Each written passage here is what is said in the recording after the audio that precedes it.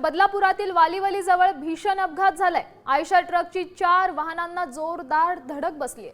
अपघाताची थरारक घटना सीसीटीव्ही कॅमेऱ्यात कैद झाली आहे आणि अपघातात 2 जणांचा जागीच मृत्यू झालाय तर काही जण या अपघातात जखमी झालेत। जखमींवर रुग्णालयात उपचार सुरू आहेत। या संपूर्ण घटनेचा आढावा घेतलाय आमचे प्रतिनिधी मयुरेश कडव यांनी। पाहूया। बदलापूरमध्ये आज एक भीषण दुर्घटना घडली। एका भरधाव आयशर ट्रकनं 3 ते 4 वाहनांना धडक दिली। त्यामध्ये 2 जणांचा मृत्यू झालेला आहे। यात एका महिलेचा समावेश आहे, तसंच एका रिक्षा चालकाचा देखील मृत्यू झालाय। तर 3 ते 4 जण गंभीररित्या जखमी झालेत। त्यांच्यावर खासगी रुग्णालयामध्ये उपचार सुरू आहेत।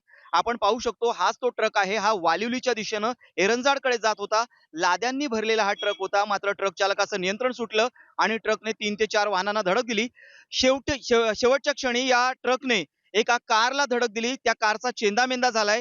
ही कार जी आहे त्या ट्रक खाली अडकलेली होती। त्यात वालिवली गावातला एक तरुण जो आहे जिमसाठी निघालेला होता, तो तरुण त्यामध्ये अडकून पडला होता।